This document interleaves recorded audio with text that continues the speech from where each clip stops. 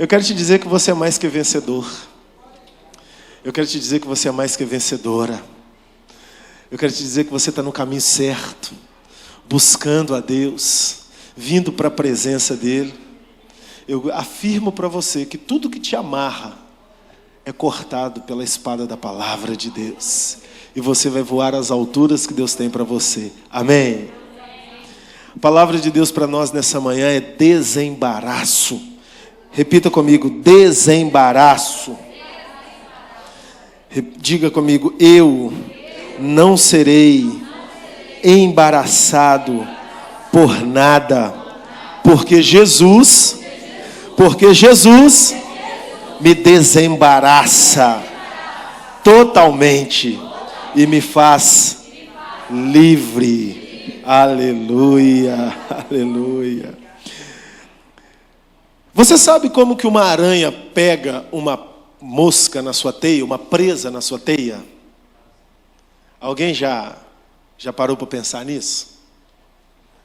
Eu quero te dizer que Satanás, ele copia muito a aranha. A aranha faz uma teia com microfios, em uma espessura que não dá para medir com milímetros. É muito menor do que 1 milímetro, muito infinitamente menor, um fio da teia de aranha. Seu cabelo, puxa aí um fio do seu cabelo aí para mim, Thaisa. Você que tem o cabelo assim, aí não consegue puxar um. Puxa, ninguém consegue puxar um. Se você conseguir, você tem que tentar muito até puxar um fio, não é? Porque são muitos fios. E a teia de aranha ainda é mais fina que os fios de cabelo. E ela começa a tecer a sua teia. Quando ela começa a tecer a sua teia, ela já está com fome. Ela precisa de uma presa para devorar. Mas ela começa a tecer pacientemente aquela teia. E coloca milhares de fios. E os fios da teia da aranha são como sensores. E ela fica num lugar bem distante. Você já viu alguma aranha no meio da teia? Não. Ela está sempre escondida.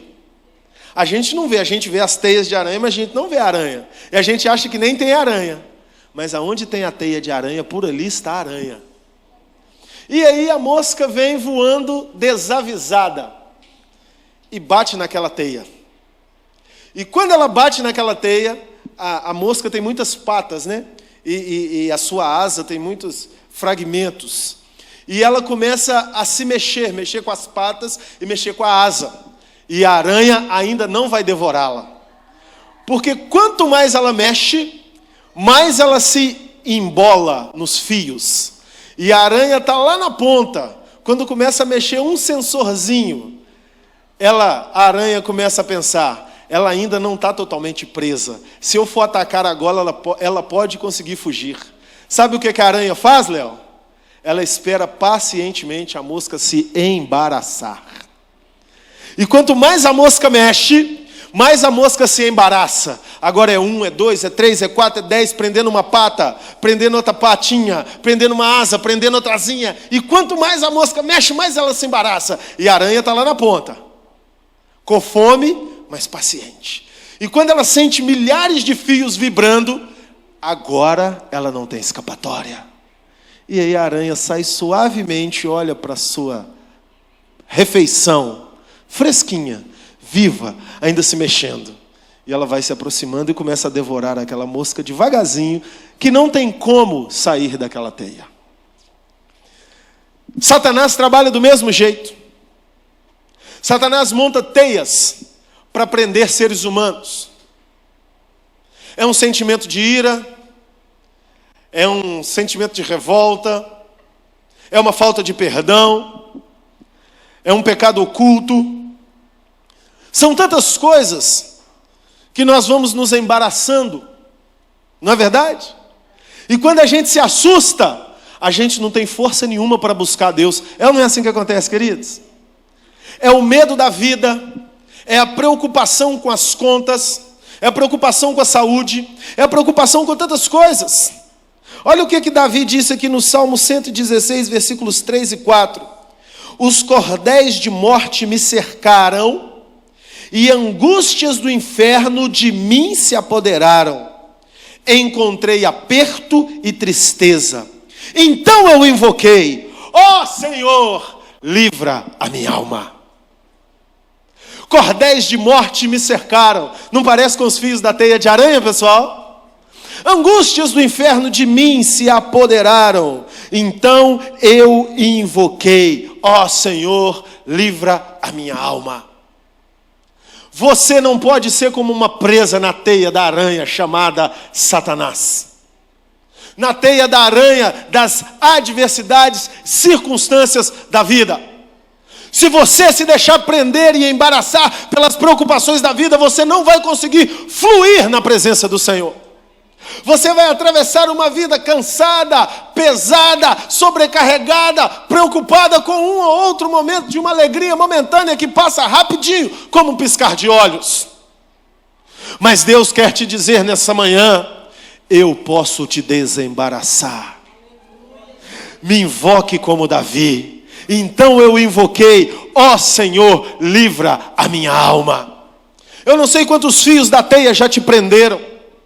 Eu não sei o que está acontecendo nesse momento no seu interior e no seu coração. Mas eu sei que cada um de nós tem uma demanda que precisa da libertação do Senhor na nossa vida todos os dias.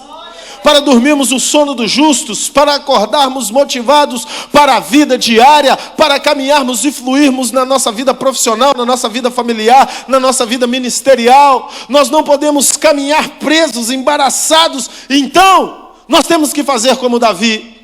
Os cordéis de morte estão aí para nos cercar todos os dias. As angústias do inferno querem se apoderar da nossa vida todos os dias. Sejamos nós crentes ou não crentes, tenhamos nós cargo ou não tenhamos cargo na igreja, tenhamos nós um relacionamento já com Jesus ou não, cordéis de morte, angústias do inferno, teias da aranha, querem nos pegar todos os dias, mas nós podemos invocar: ó Senhor, livra minha alma.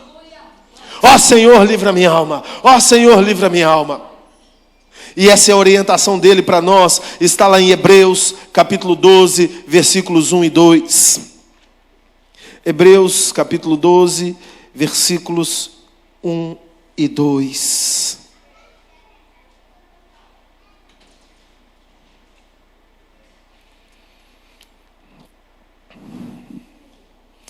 Portanto, nós também, pois que estamos rodeados de uma tão grande nuvem de testemunhas, deixemos todo o embaraço e o pecado que tão de perto nos rodeia, e corramos com perseverança a carreira que nos está proposta, olhando firmemente para Jesus, o autor e consumador da fé, o qual, pelo gozo que lhe estava proposto, suportou a cruz, desprezando a afronta, e assentou-se à destra do trono de Deus.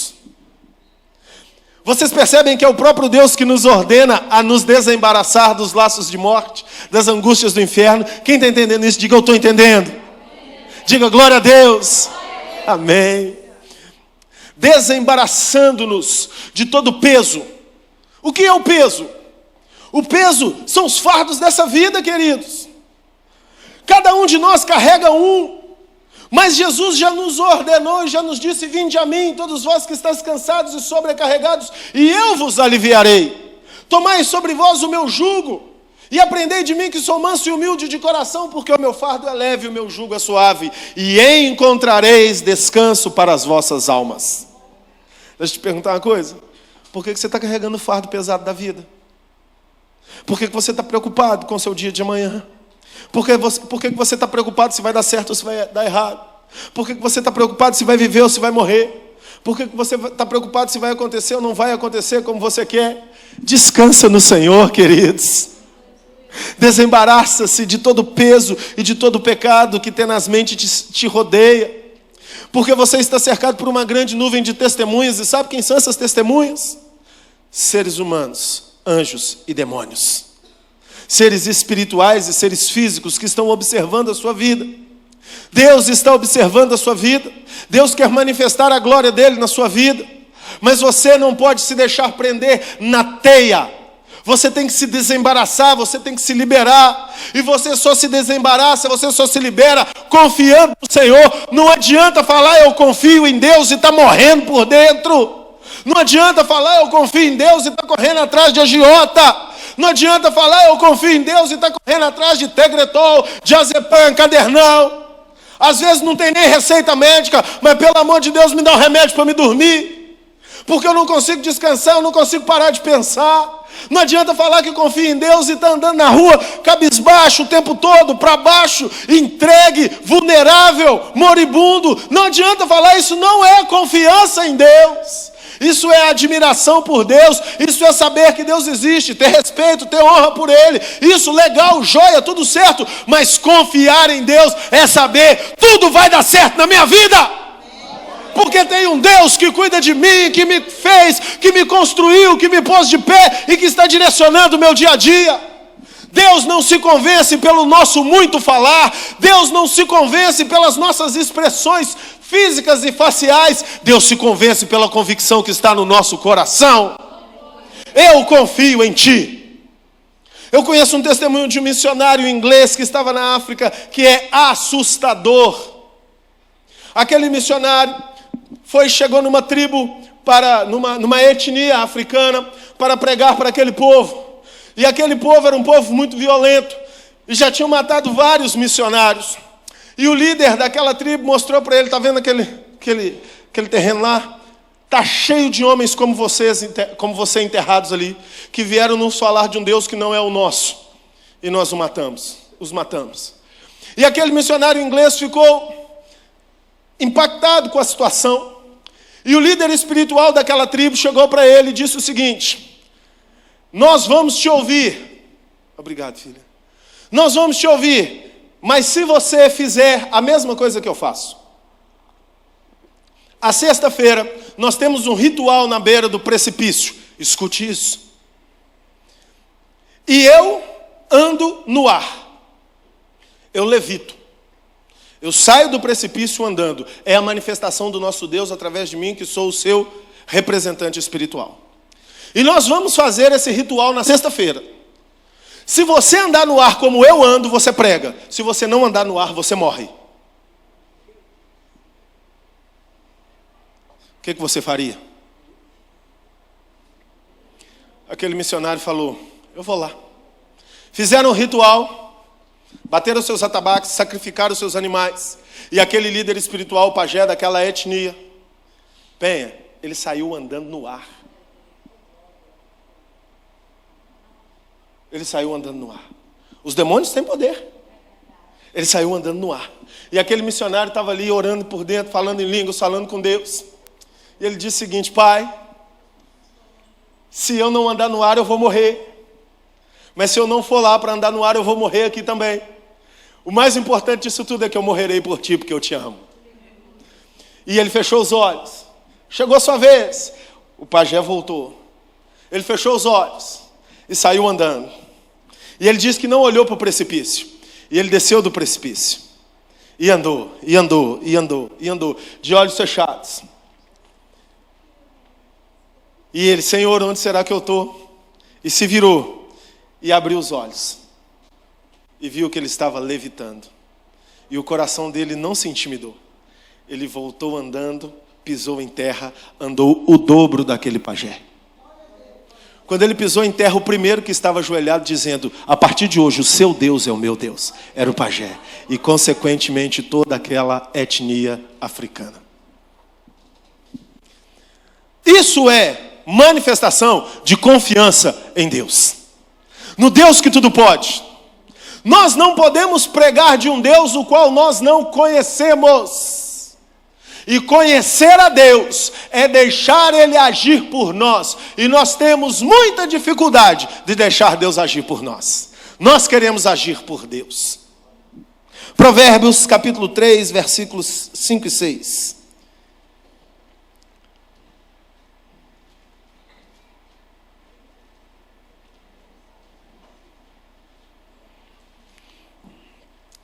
Confia no Senhor de todo o teu coração.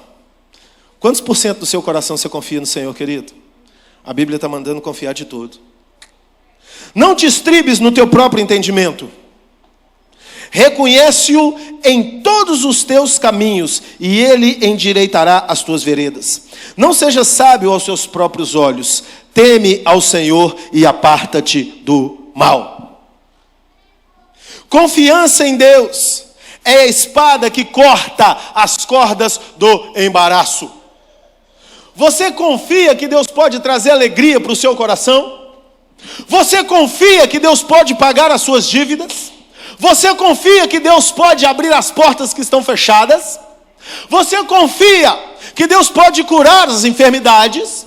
Você confia ou não confia, queridos? Confia ou não confia? Você tem que se fazer essa pergunta todos os dias, porque muitas vezes as suas respostas serão: eu não confio. Por isso que tem medo, por isso que tem dúvida. E nós precisamos pegar a espada e cortar o laço da teia. Eu confio em Deus sim, eu vou andar no precipício sim, porque Ele vai me fazer voar. Você, quando estiver enfermo, antes de ir para o médico, coloque a mão na sua cabeça e ore por cura. Não estou falando que ir no médico é errado, estou falando que ir no médico sem antes ter feito nenhuma oração é errado, é não confiar em Deus. Quando as dívidas te apertarem, antes de procurar o telefone do agiota, ligar para aquele primo que empresta 10%, olhar quanto que está a taxa do cheque especial no Banestes, no Itaú, no Bradesco, bata o seu joelho no chão e fala: o Senhor é Deus que paga minhas contas. Quando o seu filho estiver dando problema, antes de abrir o caderninho lá e olhar o telefone do psiquiatra, do psicólogo, para levar para resolver o problema, bata o seu joelho no chão e fala: Deus, muda essa história. Você entende, queridos? Os recursos não são errados, mas eles são ferramentas. E o ferramenteiro é Jesus. Se Ele quer usar o médico, Ele usa. Se Ele quer usar o psiquiatra, Ele usa. Se Ele quer usar o recurso econômico, financeiro, de outra forma, Ele usa. Mas quem faz é Ele, e não vai te acrescentar dores, porque a bênção do Senhor enriquece e não acrescenta dores. Não te estribes no seu próprio entendimento. Confia no Senhor de todo o seu coração, e Ele endireitará as suas veredas. Tira o racionalismo da sua vida e caminha pela fé inteligente. A fé inteligente, não a inteligência da fé. Essa ordem de fatores altera o resultado. Porque a fé inteligente, a fé está em primeiro lugar. A inteligência da fé, a inteligência está em primeiro lugar. A fé vai virar credibilidade racional e natural. Existe a credibilidade natural. Vou te dar uma prova. Você está no segundo andar de um prédio. Você teve alguma dúvida, algum medo na hora que você começou a subir as escadas? Por quê? Porque você sabe que a estrutura está forte. E se fosse uma tapera de madeira em cima de uma árvore, com um caule bem fininho, e 4 estacas bem fininhas e com uma escada? Quando você chegasse para subir, você falaria assim: eu não vou subir não, esse negócio não vai me aguentar. Você teria mais ou menos a sensação de quando vou em alguns parques de diversão e fico com muita vontade de subir naqueles brinquedos que vira de cabeça para baixo, que roda, e eu olho para o meu corpício, eu olho para a altura, não vou não. Eu acho que essa estrutura não vai aguentar. Uma vez eu até me aventurei. Eu subi numa coluna de 70 metros de altura, que dá aquela queda livre. Como é que chama aquele negócio? Elevador. Eu subi e me assentei na cadeira. E eles passam um cinto de segurança, né? Depois vem aquele negócio de ferro e prende, né? Só que eu, com um pouquinho de tecido de pouso a mais, o negócio não prendia. Aí o cara chegou para mim e falou: moço, lá dentro da cabine está acusando que o seu está solto. Eu falei: pode apertar o tanto que você quiser. Encostei assim, ele veio e pá, apertou. Eu fiquei igual aquelas damas de corpete dos anos 70, 60. E aí o elevador começou a subir, queridos. Quando estavam com mais ou menos 40 metros de altura, pastor André, o negócio de ferro fez assim, poc. E eu olhei para baixo, eu passei a mão no celular para ligar para a Dani e eu pensei assim, o que vai adiantar eu ligar para ela? Eu vou matar a mulher lá embaixo. Ainda bem que eu não estava com o celular. A Ana Vitória de um lado, a Alice de outro e a Luara de outro lado. Nós estávamos lá em Belo Horizonte. E elas, que legal, que legal. Aí a Luara falou assim, pastor, estou com medo. Aí tinha uns rapazinhos assim, pastor, ora por nós. E eu estou assim, gente, vocês não sabem o que eu estou passando. Vocês não sabem o que eu estou passando. Meu Deus, se esse negócio solta, eu vou morrer. Sabe o que eu fiz? Eu entreguei o meu espírito. Pai, nas suas mãos eu entrego o meu espírito. Arruma alguém para cuidar da minha esposa e das minhas filhas. Deus, dá uma solução, dá um jeito. Não abandona essas meninas, elas são demais, porque eu hoje vou morrer. Gente, a gente conta rindo, mas foi uma das piores sensações da minha vida. E eu subi com aquele negócio solto, só com aquele cinto, parecendo um cinto de carro, me segurando. Quando chegou lá em cima, o negócio travou. Eu falei, Deus, seja rápido e sem dor. Pum, soltou. Gente, é 5 segundos. Eu não gritei, eu fiz assim.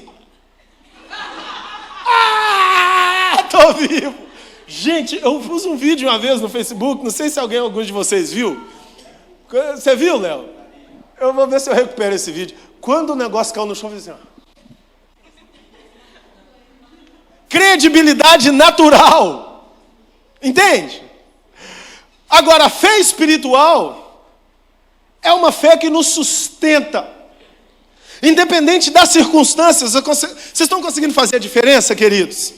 Sim ou não? Deus não vai negociar com você. Ou você acredita nele, ou você não recebe as bênçãos dele. Pouquinho, não vai. É tudo ou não é nada. Ou você tem uma vida espiritual direcionada por Deus, ou você tem uma vida humana regida pela força do seu braço. Isso vai acabar com a sua vida.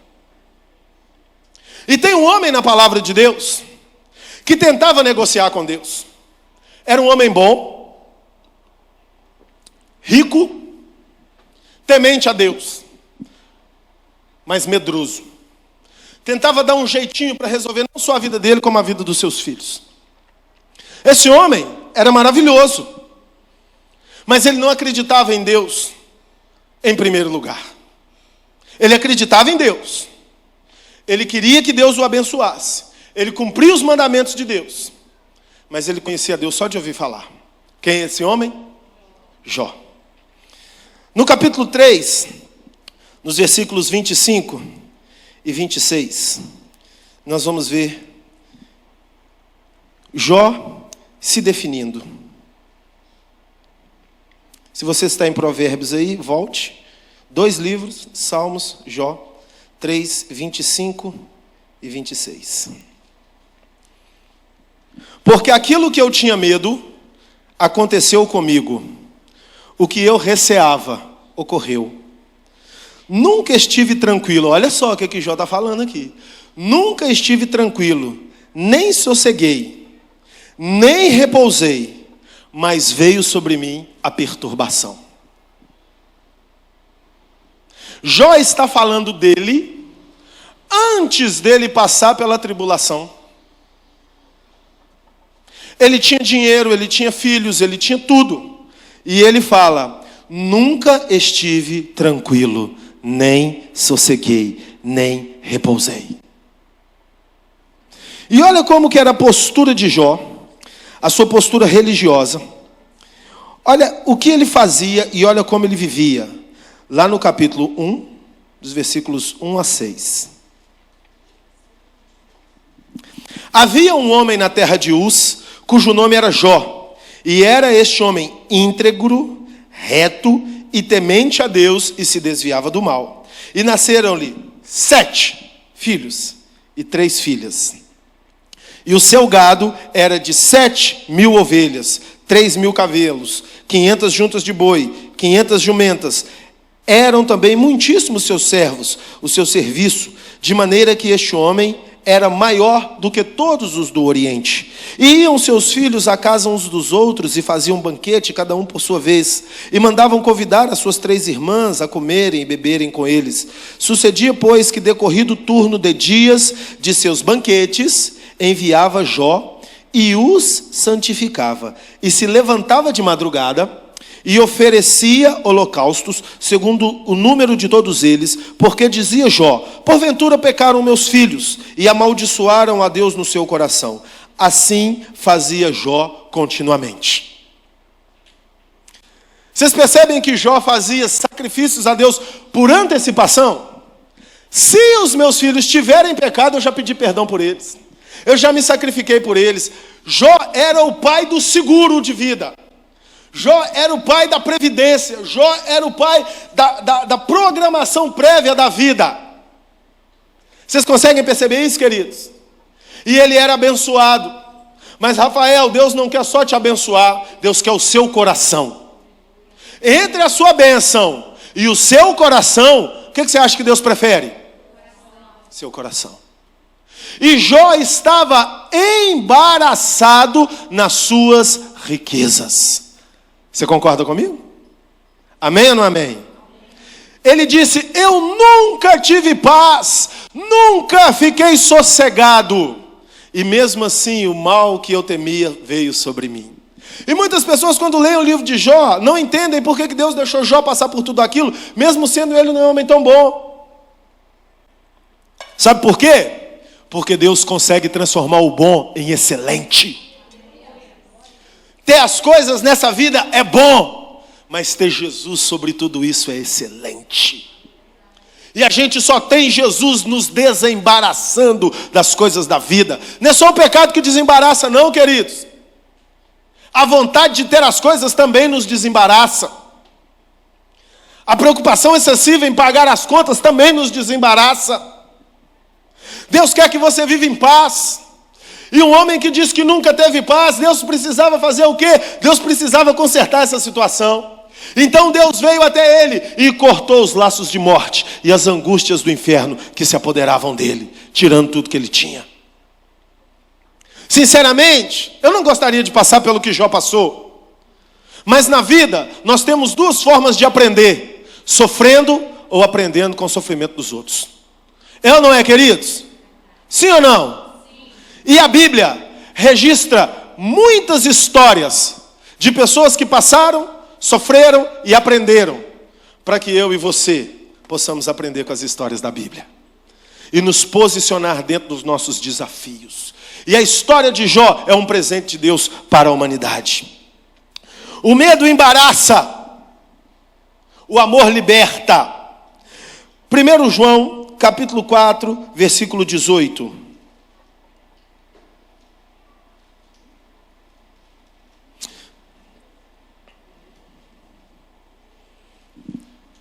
No amor não há medo.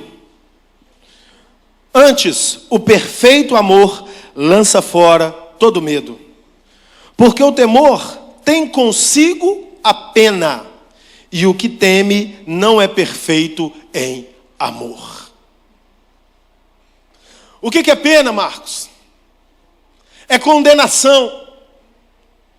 Você vai sofrer um determinado tempo por algo que você fez de errado. E o medo traz consigo esse sentimento de pena, de ser condenado. E Jó tinha tudo, mas vivia com esse sentimento. Ele era livre, mas se colocava como prisioneiro. E Deus precisava libertá-lo, como Deus precisa libertar a mim e libertar você. E o caminho da libertação é amar ao Senhor. Porque quando nós amamos o Senhor, nós entendemos que Ele nos libertou da pena por amor. Ele morreu por nós na cruz do Calvário e levou sobre si todo o peso do nosso pecado. Jesus pode pagar pelos seus erros, queridos. Jesus pode pagar pelos seus pecados, amém? Quando você pensar, ninguém pode pagar pelos meus erros, eu te afirmo, Jesus não só pode, como já pagou. Por isso você não sofre pena, por isso você não será prisioneiro, por isso você não vai para o inferno, porque Jesus morreu por você. Se você crê nisso, aplauda o Senhor, queridos. Oh, aleluia! E algumas pessoas, elas querem pegar esse discurso verdadeiro e falar: então eu vou pecar, vou fazer tudo de errado, Jesus já pagou por mim. Está se embaraçando, vai ser devorado pela aranha chamada Satanás. Você entende isso? Mas quando eu pego a verdade da palavra de Deus, tomo posse dela e vivo leve, desembaraçado, tiro o medo de mim, eu sei que Jesus controla a minha vida. E foi isso que Jesus fez com Jó. Jesus atraiu Jó, Deus atraiu Jó para as águas profundas, através da sua grande provação, fazendo ele perder o seu controle. Olha o que está no livro de Ezequiel, capítulo 47, versículos 1 a 5. Foi exatamente esse caminhar, esse passo a passo, que Deus conduziu a Jó.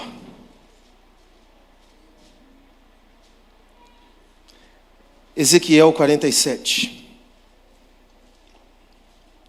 Depois disso me fez voltar à porta da casa, e eis que saíam águas debaixo do umbral da casa para o oriente, porque a face da casa dava para o oriente, e as águas desciam debaixo, desde o lado direito da casa ao sul do altar. E ele me fez sair pelo caminho da porta do norte, e me fez dar uma volta pelo caminho de fora, até a porta exterior. E saiu aquele homem, estou no versículo 3, tendo na mão um cordel de medir, e mediu 1000 côvados, e me fez passar pelas águas, águas que me davam pelos artelhos. E mediu mais 1000 côvados, e me fez passar pelas águas, águas que me davam pelos joelhos. E outra vez 1000 me fez passar pelas águas, águas que me davam pelos lombos. E mediu mais 1000, e era um rio que eu não podia atravessar, porque as águas eram águas profundas, e deviam passar a nado. O que Deus está fazendo com o profeta aqui? Temos muitas interpretações desse texto, mas existe uma interpretação até física. O que é mais fácil de controlar? Águas que estão batendo no seu tornozelo ou águas que estão batendo no seu joelho? No tornozelo, não é? Então, com as águas no tornozelo, quem tem o controle? O profeta ou a água? Isso aí. Foi isso que Deus fez com Jó. Jó tinha tudo que o homem natural quer ter. E quem estava no controle, Jaqueline? Jó. Águas nos artelhos. Deus falou, vem mais 1000. Ele andou mais 1000, a água estava no joelho. Começa a perder o equilíbrio, não começa? Perdeu gado, perdeu fazenda, perdeu os 10 filhos, perdeu saúde. Meu Deus, quanta dor. Que controle Jó tinha? Mais 1000. Água nos lombos, mais 1000 águas profundas, mais 1000, não tenho controle nenhum. Nós queremos viver mergulhados no Espírito, não queremos, queridos? Sabe o que é a principal característica de viver mergulhado no Espírito? Não ter controle de nada. Não dá para viver mergulhado no Espírito e ter controle da vida. Nós temos que entregar o controle de Deus. Mas lembre-se, o controle é o tal do embaraço. Consegue entender? Estou controlando tudo. Família, empresa, vida acadêmica, relacionamentos, ministério. Estou controlando tudo. Todo embaraçado. Solta tudo. Controla para mim, Jesus. Cordéis de morte me cercaram. Angústias do inferno de mim se apoderaram, então invoquei ao Senhor, livra minha alma. Ele tira você do controle. Não se sabe os teus próprios olhos. Deixa eu governar a sua vida. O que você vai fazer amanhã? Deus é que sabe. Como vai ser ano que vem? Deus é que sabe. Como você vai pagar suas contas esse mês? Deus é que sabe. Estou trabalhando hoje na porta que Ele abriu para mim. Ou se Ele não abriu, eu troquendo que Ele abrirá. O amanhã a Deus pertence. E aí chega alguém desesperado do seu lado. Sabe o que você faz? Às vezes o seu mundo está caindo. Você fala assim, pode estar caindo o meu mundo natural, mas no meu mundo espiritual eu estou estabelecido em Jesus. Deixa eu orar por você. Quando você chega na sua casa, seus problemas estão resolvidos. Eu quero dizer para vocês que eu vivo isso todo dia. E se não fosse isso, eu não suportaria os desafios que Deus coloca diante de mim. Essa semana, quarta-feira passada, estava saindo aqui no estacionamento. Meu carro estava do lado do carro do Tom. E o Tom assim, sempre bem humorado, né? Olhou para os pneus do meu carro e falou, pastor, o trem está escorregando aí, hein? Eu falei, rapaz, está igual o quiabo, não está dando mais não. E eu tendo que fazer muitas coisas e ir em muitos lugares. E não dava para rodar mais, os pneus já estavam do careca. Não dava nem para fazer implante. E aí, na terça-feira, eu e a pastora Dani passamos numa loja de pneus. E olhamos o preço dos pneus e vimos, não dá para comprar. O que nós vamos fazer? Vamos orar. Saímos da loja de pneu com os pneus careca. Sentamos para tomar um café em algum lugar. Meu telefone toca. E aí, pastorzão, tudo bem, querido? Tudo bem, meu amado. Como é que você está? Estou bem. Eu quero te dizer uma coisa. Deus tocou no meu coração para eu te dar 4 pneus zero. Porque o seu carro tem que andar de salto alto. Como é que é, negão? É isso aí, Deus tocou no meu coração. Eu vou acertar tudo aqui e te ligo. Me ligou sexta-feira. Pastor, passa na loja tal, no lugar tal, procura tal pessoa, está tudo liberado, pneu, alinhamento, balanceamento, só leva o carro lá e deixa. Nós fomos pegar os equipamentos de som ontem que recebemos para usarmos, que Deus nos liberou. Mais um milagre, né, queridos? E o Tom foi lá para casa para me ajudar a limpar, arrumar aquela coisa toda, e eu já tinha ido, e o carro já estava lá na oficina. Aí eu cheguei com os equipamentos, descarregamos. Depois que descarregamos, eu fui lá na oficina, o Tom ficou lá em casa, eu fui lá na oficina, peguei o carro, falei, Tom, chega aqui. Aí o Tom chegou. Caraca, pastor! Eu falei, quarta-feira, já trocou? Eu falei, mas eu não tinha dinheiro não. Isso é a prosperidade de Deus que nos alcança. Você tomou um susto, não tomou? Ele tomou um susto. Que legal, ele estava lá em casa ontem. Queridos, o meu carro não é meu carro é de Deus. Eu não ando para mim, eu ando para o Senhor. Você acha que Deus é irresponsável? Dinheiro eu não tinha. Mas Deus tinha. E Ele usou alguém. E trouxe para a minha vida. E eu não pedi. Não é orgulho, não. É porque quando a gente confia, a gente tem que aguentar a pressão esperando no Senhor. Quem tem o controle é Ele. R$500 cada pneu do meu carro. E por que Deus deu aquele carro? Porque Ele sabe que eu preciso rodar muito. E que não tem tempo ruim. Se precisar de eu pegar o carro agora e pregar em São Luís do Maranhão, você acha que eu não vou? Em outubro agora eu estou indo pegar lá na divisa do Brasil com o Suriname, numa cidade chamada Itaituba, perto da Serra Pelada. Numa igreja Assembleia de Deus, igreja simples, gente linda. Para eu chegar lá, eu vou viajar 8 horas de lancha no Rio Tapajós. Para ir e para voltar. 16 horas. Só que até Santarém, que é onde eu pego a lancha, eu tenho que viajar 7 horas de avião. Pinga-pinga. Vitória, São Paulo, Brasília. E aí eu chego lá, moído, acabado, saio da lancha até assim. Vou para o hotel, simples, tomo um banho, o diácono já está lá na porta, de terno e gravata, porque a Assembleia de Deus me esperando. Eu falo assim, gente, pregar de gravata, aqui, nesse calor, eu não consigo. Não, tá bom, pastor, tá liberado. E aí eu saio do hotel, prego sábado, prego domingo, e o povo suga todas as minhas forças. E aí prego de manhã, de tarde, almoço nas 4 casas diferentes, de noite prego de novo. Hã? E depois pega a lancha, uma hora você vai comigo. Mas 8 horas no Rio, sem curva, sem intervalo comercial. Deus sabe que pode contar, queridos. Isso é confiança. Por que eu estou te contando essas histórias? Para que você se inspire. Não ache que nós que somos líderes na casa do Senhor, que caminhamos, que fazemos a obra de Deus, temos o controle de alguma coisa. É Deus que controla a nossa vida e Ele aperta cada vez mais. Quando a gente acha que a gente tem um pouquinho de controle, Ele vem, arrocha. E a gente perde o controle. Porque profeta tem que viver nas águas profundas. Quer viver na água rasa? Esquece de ter o controle de Deus. Vai viver embaraçado. Quer viver nas águas profundas? Esquece de controlar tudo. Seja livre. Seja livre. E depois que Jó passou por tudo isso, que foi para as águas profundas, que perdeu o controle de tudo, que deixou Deus controlar a sua vida nos mínimos detalhes, perdeu toda a sua riqueza, perdeu todos os seus bens, perdeu todos os seus filhos. O que ele fez? Ele falou assim, ele disse uma coisa para Deus que me constrange. Jó, capítulo 42. Posso ouvir um aleluia? Um dos textos da Bíblia que mais me impressiona. Jó 42.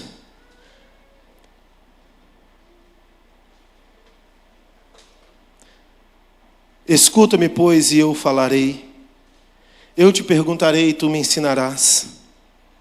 Com o ouvir dos meus ouvidos ouvi. Estou lá no versículo 5. Mas agora te veem os meus olhos. Por isso me abomino e me arrependo. No pó e na cinza. E no versículo 2 ele disse: eu bem sei que tudo podes, meu amado, e nenhum dos teus planos pode ser impedido. Com o ouvir dos meus ouvidos eu ouvi, mas agora te veem os meus olhos. E a tradução que eu mais gosto é: antes eu te conhecia de ouvir falar, mas agora te veem os meus olhos. E dos 7.000 cabritos, carneiros que Jó tinha, ele recebeu 14.000. E dos 3.000 camelos, ele recebeu 6.000. Mas dos 10 filhos, ele recebeu 10 filhos. Deus não estava dando tudo em dobro para Jó? Então ele deveria dar 20 filhos. Você não concorda comigo? Por que ele deu só 10? Porque os 10 que morreram continuam existindo no céu. E quando Jó estiver sentado na mesa de Deus, com a sua restituição completa, ele terá os primeiros 10 filhos da primeira leva e os outros 10 da segunda leva, e terá o dobro, porque o importante é o que recebemos do céu. Não conheça Deus de ouvir falar, conheça de compartilhar vida com Ele.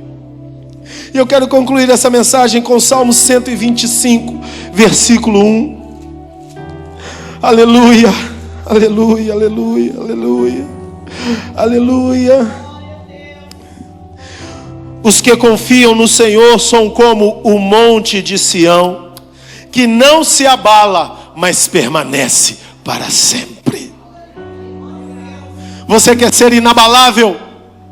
Desembarace a sua vida. Confie de todo o seu coração. Não é pensamento positivo, é postura da alma. A alma é igual a nossa agenda. Se a gente não mandar nela, ela manda na gente. É ou não é? Na sua agenda você prioriza. Tal dia eu tenho que ver minha mãe, tal dia eu tenho que ver meu pai, tal dia eu tenho que fazer. Porque se você não fizer isso, você nunca faz as coisas que você precisa fazer. É ou não é?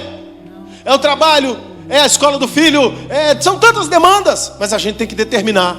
Assim a nossa alma. Determine para a sua alma agora. Você vai confiar em Deus. Ah, querido, você vai começar a ganhar pneu. Entende? A minha necessidade essa semana era o pneu. Ô borrachinha cara, meu Deus. Qual é a sua? Ele é o Deus que te dá. Ele é o Deus que faz. Ele é o Deus que tira o controle das suas mãos. Antes eu te conhecia de ouvir falar, mas depois que eu fui nas águas profundas, os meus olhos te viram. Se coloque de pé nesse momento. Oh Espírito Santo.